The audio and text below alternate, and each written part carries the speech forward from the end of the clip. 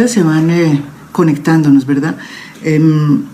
Yo quiero contarles que yo conocí a Jorge Enrique Pizano, como cuento, hace mucho tiempo, no hace mucho tiempo, perdón, hace unos 4 meses, en mayo, a finales de mayo, y me sirvió cantidades, toda su información, y lo aclaro, para sacar muchos de los artículos de investigación que saqué, pero sobre todo uno, que yo creo que fue muy importante para saber qué era y cómo era este sistema de corrupción que se montó de Odebrecht. Yo saqué, gracias a lo que Jorge Enrique me dio en documentos, el contrato de transacción entre Odebrecht y el Grupo Aval.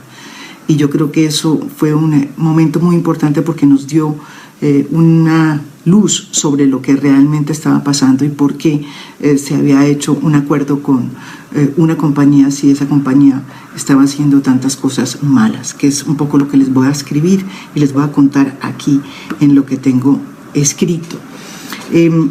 Yo titulé el artículo El hombre que sabía demasiado, y esto es un homenaje que le debo a Jorge Enrique Pizano, y lo escribí con el alma, recordándolo, y yo creo que espero haber hecho lo correcto.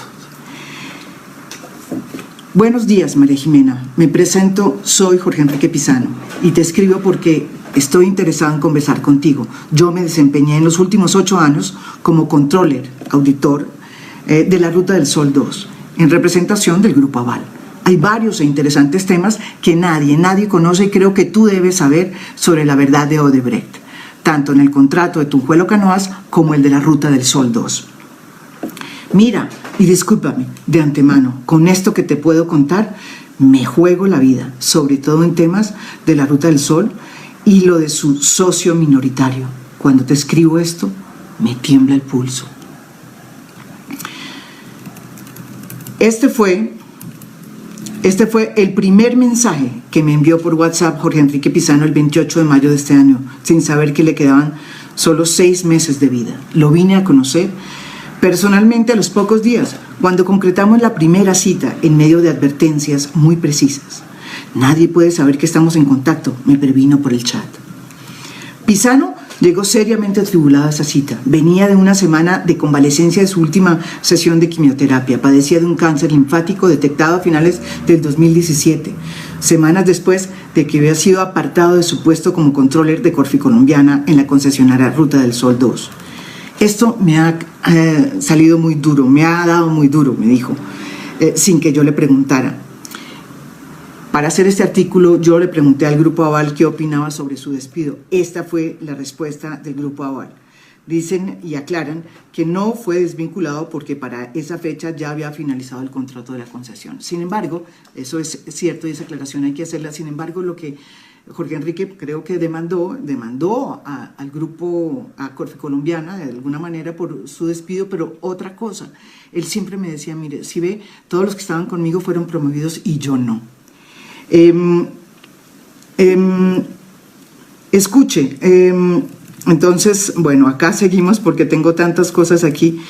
Sin mucho preámbulo, me dijo que quería entregarme una serie de documentos porque no confiaba en la fiscalía de Néstor Humberto Martínez. ¿Y saben por qué no confiaba en la fiscalía de Néstor Humberto Martínez? Porque me quedé aquí, no sé por qué. No, ¿dónde estamos aquí? Ay, me perdí. ¿Dónde estamos aquí? Sí, mire, sí que está. Y ahora necesito gafas porque sé que me están inventando a hacerme una. Es lo que estaba realmente sorprendido, era que me dijo así, es que me están intentando montar una patraña con la fiscalía. Espérese porque aquí se me fue esta porque ni siquiera yo la puedo leer. No, aquí abajo está. Sí, si usted me puede traer unas gafas, por favor, unas gafas que están en mi cuarto, y ya, y las que están, Oscar, están ahí. Bueno, totalmente absurdo esto, pero bueno, espero poder leer en esta luz tan absurda. Las gafas están por ahí. Bueno, total, estamos hablando de que Jorge Enrique me entrega los documentos y me dice, mire, están montándome una patraña en la fiscalía por mi paso por el acueducto. Quieren decir que yo recibí un soborno de Odebrecht cuando yo era gerente de la empresa de acueducto del alcantarillado. Me dijo en un WhatsApp después de la primera reunión o de la primera cita, tratando de explicarme su desamparo. Te cuento, te cuento que mira lo que es la verdad, me dijo así. Yo no realicé ni modifiqué el pliego del contrato. Ni siquiera estuve cuando era gerente general de la empresa. No participé en el comité de evaluación de las propuestas. Eso fue una de las cosas que más me impresionó, porque lo tenía todo muy claro. Sí. Y tampoco estuvo en el momento en que se adjudicó el contrato del túnel Tunjuelo-Canoas. No participé ni dirigí la audiencia de adjudicación y no firmé tampoco el contrato, me dijo. Por si fuera poco, el fiscal Setién, que es el fiscal que tiene el cargo de ese proceso, está investigado por la Corte Suprema de Justicia por fraude procesal. Cumplí. ¿No las encontraste? No, pero está como luz. Están en el baño. Cumplí. Perdón, pero aquí se me fue porque yo misma fui víctima que no pude entrar a ver esta cosa. Ahora sí, ya está. Perfecto, que ahora sí ya lo veo todo. Bueno, cumplí con todo. Óigame esto, me dice él, por si fuera poco, el fiscal Setién está investigado por la Corte Suprema de Justicia. Cumplí a cabalidad con honestidad mi gestión como gerente de la empresa de acueducto y no puedo esperar que me acaben la vida junto al cáncer que tengo con falsos testimonios. Me escribió en el chat y remató con esta frase: a mí me van a hacer lo mismo que a Luis Fernando Andrade y no me voy a dejar. ¿Qué tal?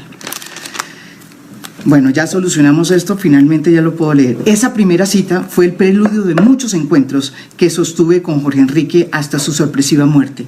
En la segunda reunión me hizo entrega de todos los documentos y de varios correos electrónicos que, de acuerdo con Pisano, demostraban cómo Odebrecht y el Grupo Aval sabían desde 2013 de la existencia de contratos falsos en su contabilidad. El Grupo Aval no fue víctima de Odebrecht, como insisten en decir, me dijo, porque ellos sabían que había muchas cosas raras pasando desde 2013. Eso fueron palabras de Jorge Enrique Pisano en una de esas citas. Estaba tan asustado, Jorge Enrique Pisano, que en los primeros encuentros me dijo que no quería que apareciera su nombre porque él creía que los documentos que me estaba dando hablaban por sí solos. Y es cierto, sabe que los documentos me sirvieron para muchas columnas de investigación, entre esas una de las columnas yo creo que más reveladoras, que fue en la que revelé la existencia de un contrato de transacción entre el grupo Odebrecht y el grupo Aval, en donde los dos se comprometen a hacerse pasito y a entregarse unas platas para ver si saldaban el problema de estos pagos irregulares, que no eran solamente unos pagos irregulares. Bueno, pero a la tercera cita me reveló la existencia de unos audios que él mismo había grabado en agosto del 2015 con varias personas de Corfi Colombiana y con el hoy fiscal Néstor Humberto Martínez, quien en ese momento era abogado del Grupo Aval. En esos audios, según según Pisano, quedaba claro que el hoy fiscal general encargado de la investigación de Odebrecht sabía de la gravedad de los hallazgos hechos por Pisano desde 2013. Me dejó oír los audios con recelo, eso sí, porque él era un hombre desconfiado, un hombre honrado, un hombre que sabía que estaba haciendo las cosas que tenía que hacer, pero un hombre desconfiado. Y no me quiso dejar copia porque los consideraba como su última carta. Estos son mi seguro de vida, me dijo.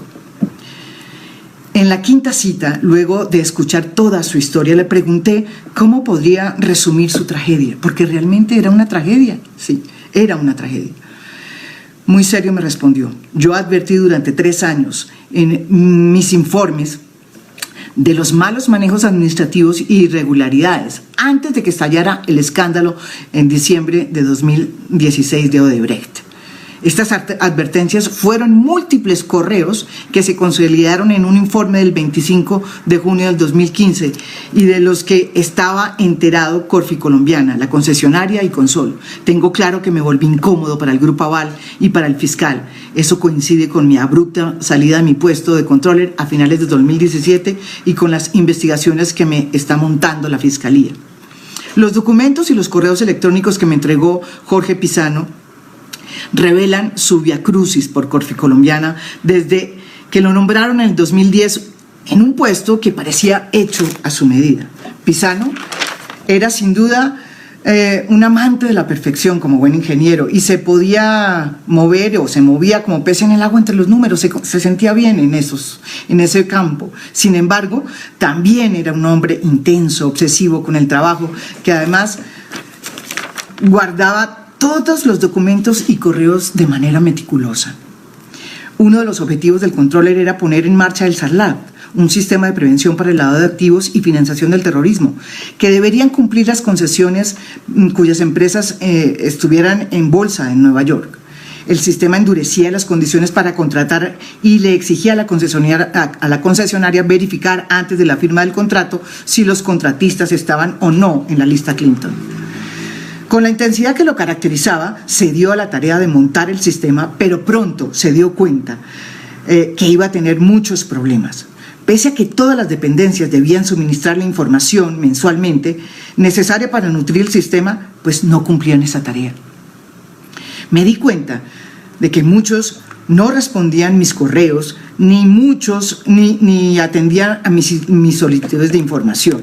Me confesó en más de una vez.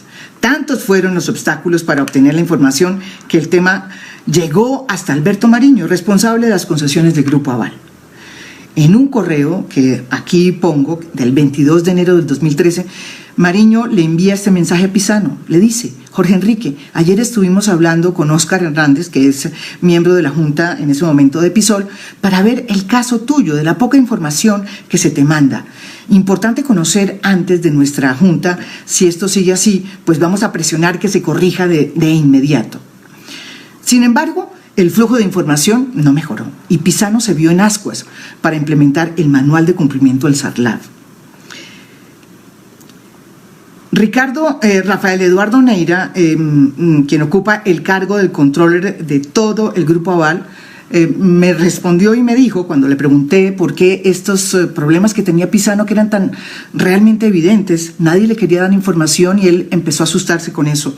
Y me respondió lo siguiente: dice que él, según él, que esa falta de información y ese poco acceso que tenía él a la información de contratos era por cuenta de los brasileros que no querían darla, ¿sí? Como ellos controlaban el consorcio, por ser socios mayoritarios, también manejaban la información. Esa es la explicación que da el Grupo Aval, pero que confirma lo que decía Pizano, que no le encontraban y no le entregaban ninguna información. Pizano dio la primera alarma de que algo estaba pasando en la contratación de la Ruta del Sol 2 el 30 de octubre del 2013, casi 3 años antes de que estallara en Colombia el escándalo de Odebrecht. En esa ocasión detectó unos pagos que no cumplían con los requisitos impuestos por el SARLAT, hechos a inversores profesionales y a Desimpro, ¿sí? Y pidió su devolución o reembolso de manera inmediata. No la aceptaron. Los brasileños dijeron que no. Pizano, consciente de la gravedad de lo que encontró, decidió llevar el tema de entonces al presidente de Corficolombiana, José Elías Melo, pero se dio cuenta que su hallazgo no suscitaba mayores preocupaciones. La prueba de que Melo recibió esos informes y no hizo nada la dio el propio Néstor Humberto Martínez en los audios que publicó Noticias 1, cuando reconoció que en esa ocasión Melo no le había puesto bolas a las denuncias de Pizano porque las consideró un ardid del ingeniero para mejorar su condición salarial en Corficolombiana. Lo trataron como un loquito con un maletín debajo del brazo, dice Martínez en los audios que reveló el noticiero. Esas eran las cosas que más le enfurecían a Pizano, que lo trataran como un loquito. Sin embargo, ese loquito, digo yo, entre comillas, siguió investigando y cotejando con la poca información que le llegaba hasta que en junio del 2015 le presentó el informe al presidente de Corficolombiana, José Elías Melo. Allí le mostraba que había muchos más contratos falsos que ascendían cerca de 21.000 millones de pesos. Una cifra que asustó a Pisano. Pisano era el controller, imagínense. Sin embargo, para su sorpresa, Jorge Enrique vio que tampoco causó mayor impacto su informe, ni en la concesionaria ni en Colombiana. Es decir, ni los brasileros ni el Grupo Aval le pusieron bolas. Al poco tiempo, Javier Mejía, gerente contractual de la constructora Consol, que es la constructora Espejo, digamos que es la empresa Espejo, perdón, la constructora que pertenece a la misma concesionaria, reveló otro cuadro igualmente preocupante, en el que detectó contratos falsos por otros 34.000 millones, imagínense, que se sumaban a los 21.000 ya detectados por Pisano en la concesionaria. Esto es lo que el fiscal dice, que esto es un hallazgo sin ningún problema y sin ningún asomo de delitos, es lo que dice hoy. Imagínense, estamos hablando de contratos falsos, ¿sí? Fue tal la gravedad de lo encontrado por Mejía que decidió no firmarlos, imagínense, como consta en su informe. Serían tan importantes y tan graves, ¿sí? Todo lo contrario a lo que está diciendo el fiscal, que el controller del Episol, ¿sí?, no los firmó, que él descubrió, ¿sí? Entonces, sin embargo, estos contratos terminaron siendo pagados, pese a que, según el acuerdo de socios, todas las órdenes de pago debían llevar las firmas del representante de Odebrecht y de Episol, que era, en este caso, Mejía. De nuevo, la posición mayoritaria, al parecer, de los brasileros se había impuesto. Afanado por la manera como sus hallazgos caían en el vacío y preocupado porque pudiera terminar metido en un lío mayor, ese era el afán que tenía Pisano, decidió concertar una cita con Néstor Humberto Martínez, entonces abogado del Grupo Aval. La cita se llevó a cabo el 19 de agosto del 2015 en el despacho de Martínez Neira, por la época en que iniciaba su campaña para la fiscalía. Las dos cosas las estaba haciendo al tiempo. Pisano quería que el propio Luis Carlos Sarmiento supiera y conociera las denuncias y pensaba que esta era la mejor forma. Para mayor seguridad, Pisano decidió grabar las reuniones que sostuvo con Néstor Humberto Martínez y otras con directivos del Grupo Aval como Alberto Mariño. Decidí grabarlas porque me di cuenta que había un interés por ocultar lo que estaba pasando. Todos esos audios los grabé desde mi iPad, me confesó Pisano cuando le pregunté por qué había tomado ese riesgo. En el audio revelado por Noticias 1 se escucha a Jorge Enrique Pisano explicarle claramente la gravedad de sus hallazgos a Néstor Humberto Martínez. Y se advierte también, hay que decirlo, la preocupación que suscitan en el hoy fiscal los informes del control. En un segundo audio grabado en una reunión siguiente, que es el que habla también Daniel Coronel en su columna, Pisano recibe la instrucción de Néstor Humberto Martínez de que no escriba ni pida más vainas, ¿sí? ¿Dada por quién? Por el penalista que había sido consultado después de que le habían entregado supuestamente los informes. El penalista del Grupo Aval le había dicho, le había mandado a decir a Néstor Humberto, que es Juan Carlos Forero, actual, creo que es decano de la Facultad del Rosario, que no dijera nada, ¿sí? Dando a entender inicialmente, por eso Pisano no se afanó, dando a entender que es que el Grupo Aval, así, iba a tomar las riendas del asunto y iba a iniciar una tarea de investigación. Por un instante, Pisano piensa que por fin va a haber una respuesta a sus hallazgos y, consciente de lo delicado de la situación, escribe el 16 de febrero del 2016 desde su correo personal este mensaje a Alberto Mariño. Doctor Alberto, no puedo ocultar mi profunda indignación por la manera como estos personajes están actuando. Se refiere a los directivos de Odebrecht, de acuerdo con información que me dio el doctor Mejía. Solo quiero manifestarle mi humilde opinión. La gangrena se elimina cortando a aquellos miembros que están enfermando el cuerpo. Pisano dice que después de estas reuniones con Néstor Humberto Martínez prácticamente lo aislaron en Corfi Colombiana, situación que aumentó su angustia. Pero su grado de preocupación aumentó y llegó al extremo cuando supo que por terceros que habían firmado un acuerdo de transacción entre Odebrecht y el Grupo Aval, en el que las partes no solo acordaron no demandarse, después de todo lo que él había buscado y había encontrado los hallazgos que le parecía que eran cosas absurdas, pues resulta que estos dos decidieron hacerse pasito, no denunciar, Sí. El Grupo Aval decidió no denunciar, sino acordar con el Grupo Aval, no denunciarse y no demandarse entre sí. Y a cambio de eso, Odebrecht aceptó pagarle al Grupo Aval la suma de 30.000 millones de pesos, que según Néstor Humberto Martínez, lo dijo en una entrevista en la W recientemente, era la suma que correspondía a los contratos irregulares encontrados. Ese contrato de transacción yo lo publiqué, yo lo revelé gracias a los documentos que me entregó Jorge Enrique Pizano. Pero claro, este contrato a él sí le dio mucha tristeza y mucho dolor y mucho afán, porque sintió que algo le iba a pasar, porque estaban queriendo tapar lo que él había investigado, según lo que él entendió. Eso fue lo que más lo movió a salir y a entregarme los documentos y empezar a hablar con más periodistas. Una de las cosas que él siempre preguntaba es si el monto de ese contrato, de los contratos falsos que él mismo había aceptado, que era por 55.000 millones, y esta es una pregunta que él se hace y que me lo hizo cuando revelamos el acuerdo, dice, si el monto de los contratos falsos que yo detecté fueron de 55.000 millones, ¿dónde están los otros 20? Sobre esa suma, es decir, sobre esos 20 que no sabemos dónde están, ¿acaso sí hubo acuerdo? Me escribió Pizano con cierta indignación en un chat el 26 de julio pasado, luego de que Néstor Humberto se refirió a ese contrato de transacción y aceptó, óigame aceptó que había redactado aceptó que había redactado el artículo, que fue lo que yo había preguntado en la columna. La explicación que da el Grupo Aval para este contrato es la siguiente. Según Neira, el controller del Grupo Aval, esa cifra se explica, la de los 33.000 millones, porque solo pudieron probar serias irregularidades en 33.000 millones, no más. ¿Sí? Y dice que no se denunció y que no denunciaron estos hechos porque, según ellos, no había certeza de que hubiese algo ilícito en esos contratos. Eso es la versión de ellos, que va en contra de todo lo que hizo lo que hizo Jorge Enrique Pizano en todos sus hallazgos. Lo que dicen sus hallazgos es todo lo contrario, que no solamente hubo ilícitos, sino, como dice Néstor Humberto, en su segunda grabación se pudieron cometer una cantidad de delitos que él mismo enumera, ¿sí? Los últimos meses de vida de Pizano fueron una tortura.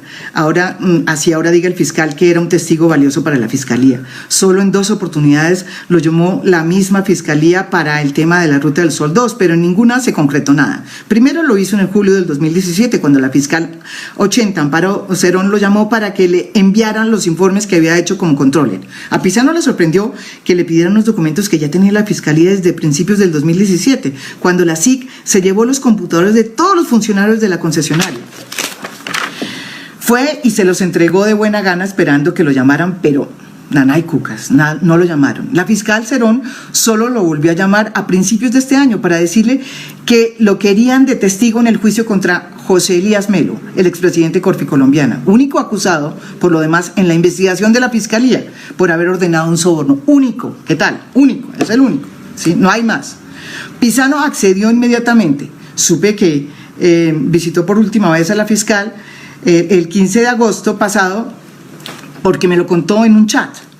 Y a su salida de la reunión me escribió un chat que lo sentí especialmente alterado por su seguridad. Dijo: estoy convencido de que me están haciendo seguimientos. Esta mañana la fiscal 80 me comentó que la tienen presionada y me pidió que solicitara protección por escrito, cosa que hice ayer mismo. Obviamente nunca le dieron protección a Pizano. Yo tengo la pedida de protección, pero nunca se la dieron. El documento lo tengo yo. Pizano nunca llegó a ser testigo de la fiscalía porque las fechas del juicio de Melo se fueron aplazando y porque murió víctima de un fulminante ataque al corazón el 9 de noviembre. La fiscal del caso, Amparo Cerón, tampoco ha vuelto a su puesto porque, según informaciones aparecidas en los medios, sufrió un aparatoso accidente en Chile que la dejó en coma por varios días. Caramba. En estos 6 meses que lo conocí, Jorge Enrique Pizano había recaído en su enfermedad. No tenía trabajo y había tenido que vender su apartamento para irse a vivir a su casa en Subachoque.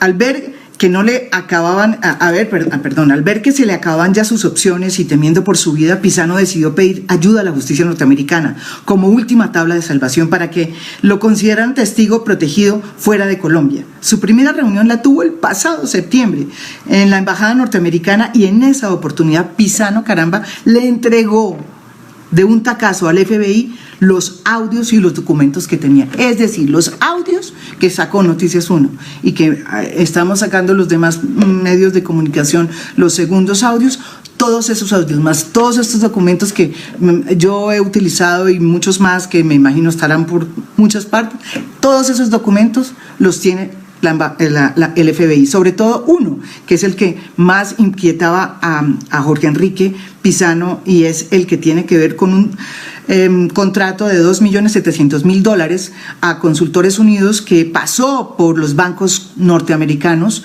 salió del Banco de Colombia y entró a los bancos norteamericanos. Él consideraba que ese era un